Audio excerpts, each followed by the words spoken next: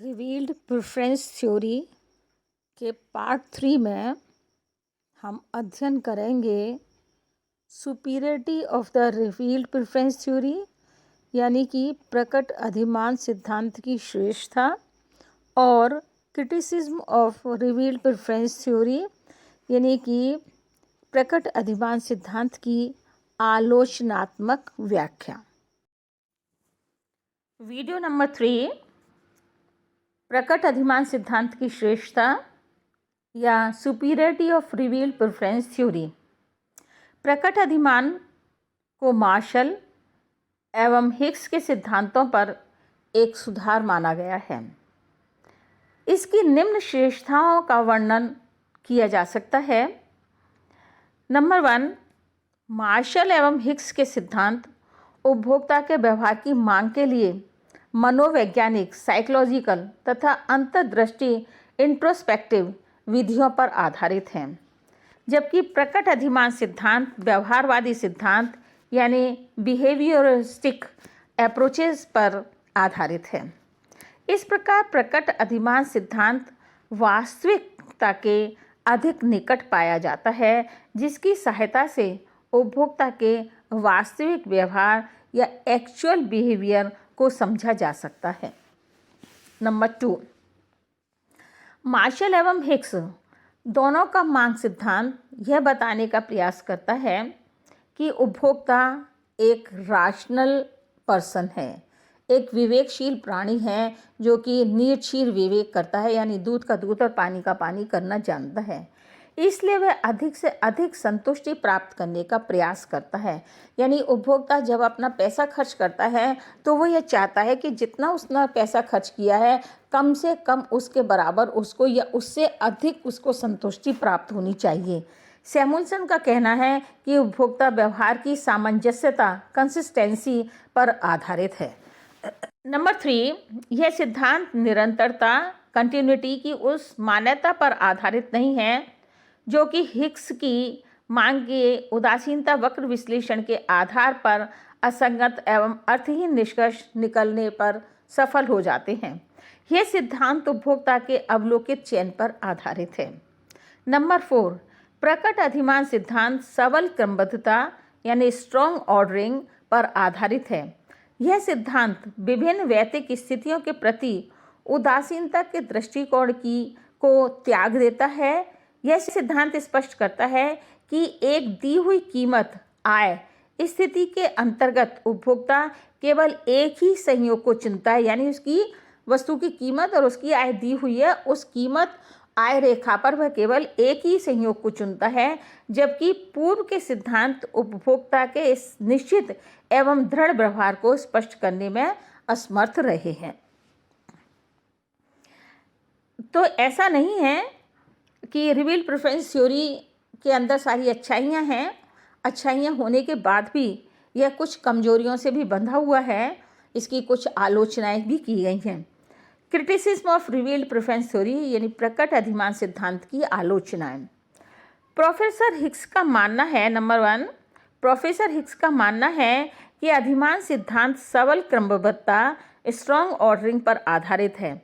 इसलिए यह स्वीकार करना संभव नहीं है कि वे सब रेखा गणितीय बिंदु जो त्रिभुज के अंदर या बाहर स्थित हों प्रभावशाली विकल्पों को व्यक्त करेंगे। उन्होंने कहा है कि यह स्वीकार करना जरूरी नहीं है कि जो हमने बताया कि त्रिभुज के कुछ बाहर हैं और त्रिभुज के जो कुछ अंदर हैं वो सारे ही प्रभावशाली विकल्प हैं, ऑल्टरनेटिव विकल्प हैं। नंबर 2, यह सिद्धांत उपभोक्ता व्यवहार में उदासीनता तथा अधिमान इंडिफरेंस की मान्यता की उपेक्षा करता है, जो कि गलत है। नंबर 3, यह सिद्धांत एक मांग विश्लेषण के कल्याणकारी उद्देश्य की भी उपेक्षा करता है। नंबर 4, यह सिद्धांत स्थानापन्न यानी सब्स्टिट्यूशन इफेक्ट को आय प्रभाव से अलग नहीं करता है। यह तो कीमत में हुए निश्चित परिवर्तन से उत्पन्न केवल धनात्मक आय प्रभाव पॉजिटिव इनकम इफेक्ट को ही मानता है। यानी कि स्थानापन्न प्रभाव की इस मान्यता को इसने मान करके नहीं चला है कि वो आय प्रभाव से कुछ अलग होती है, कि अगर स्थानापन्न वस्तु की कीमत में परिवर्तन नहीं होता है तो लोग उसको ज़्यादा प्रेफरेंस देने लगते हैं उपभोक्ता। यह तो केवल निश्चित परिवर्तन के उससे उत्पन्न केवल धनात्मक आय पॉजिटिव इनकम को ही लेकर के मान करके चलता है। नंबर 5, यह विश्लेषण बाजार में ऐसे आदर्श उपभोक्ताओं के व्यवहार पर आधारित किया गया है जिन पर बाजार दशाओं के अतिरिक्त अन्य किसी भी बात का प्रभाव नहीं पड़ता है। यानी बाजार की आदर्श उपभोक्ता इसके अंदर माने गए हैं। बहुत ही ज़्यादा आदर्श उपभोक्ता हैं जो कि बाजार की दशाओं से ही प्रभावित होते हैं, अन्य किसी चीज़ का उनके ऊपर कोई प्रभाव नहीं आता है। परंतु व्यवहार में ऐसे उपभोक्ता कभी भी देखने को नहीं मिलते हैं और उन पर कीमतों के अलावा अन्य बातों का भी पूरा प्रभाव पड़ता है। जैसे एक मान्यता में आया था एक पॉइंट ये कि उपभोक्ता की रुचि फैशन आदत में परिवर्तन नहीं होना चाहिए, तो वो मार्केट का प्रभाव नहीं है बल्कि उपभोक्ता की अपनी इंटरनल चेंजेस के विषय में है। फलस्वरूप उपभोक्ता की संगति अथवा अनुरूपता कंसिस्टेंसी की बात होती प्रतीत होती है। नंबर 6, यह सिद्धांत इस मान्यता पर आधारित है कि मांग की लोच धनात्मक पॉजिटिव है, लेकिन यदि मांग की आय लोच ऋणात्मक हो तो प्रोफेसर सैमुअल्सन के उपभोग के सिद्धांत का आधार ही समाप्त हो जाएगा। सैमुअल्सन ने क्या किया, मांग की आय लोच को धनात्मक माना है, पॉजिटिव इलास्टिसिटी ऑफ डिमांड मान करके चले हैं, नेगेटिव इलास्टिसिटी ऑफ डिमांड इन्होंने नहीं माना। अगर नेगेटिव इलास्टिसिटी हो जाए तो इनका सिद्धांत ही समाप्त हो जाएगा। यानी कि इसको दूसरे शब्दों में ऐसे भी कहा जा सकता है कि मांग की आय लोच इनकम इलास्टिसिटी ऑफ डिमांड के ऋणात्मक होने पर, नेगेटिव होने पर यह सिद्धांत इस बात का पता नहीं लगा पाएगा कि कीमत में परिवर्तन के होने के कारण मांग में परिवर्तन किस दशा में हुआ होगा। यानी कि मांग में परिवर्तन ज़्यादा हुआ, मांग में परिवर्तन कम हुआ, ये नहीं पता पाएगा अगर इनकम इलास्टिसिटी नेगेटिव है तो।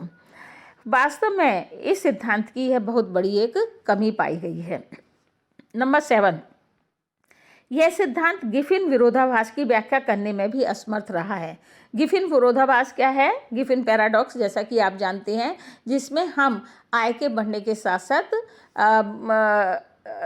घटिया वस्तुओं को छोड़ करके और अच्छी वस्तुओं के ऊपर हमारा उपभोग बढ़ता चला जाता है जैसे जैसे हमारी आय में वृद्धि होती है, की व्याख्या करने में असमर्थ है। यानी गिफिन विरोधाभास की स्थिति तब उत्पन्न होती है जब आय प्रभाव ऋणात्मक हो, लेकिन सैमुअल्सन का यह सिद्धांत तो केवल धनात्मक आय प्रभाव के अंतर्गत ही लागू हो पाता है, ऋणात्मक आय प्रभाव की मान्यता को किसी भी तरह से स्वीकार नहीं करता है।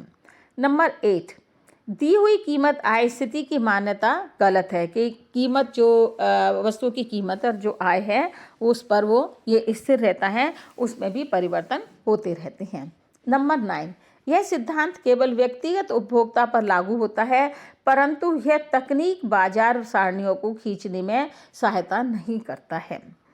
तो प्रकट अधिमान सिद्धांत की आलोचनाओं को देखने के बाद यह कहा जा सकता है कि प्रकट अधिमान सिद्धांत किसी भी प्रकार से उदासीनता वक्र विश्लेषण यानी इंडिफरेंस कर्व एनालिसिस पर सुधार नहीं है, लेकिन कल्याणकारी अर्थशास्त्र के लिए इसका विशेष महत्व हो सकता है और ऐसा मान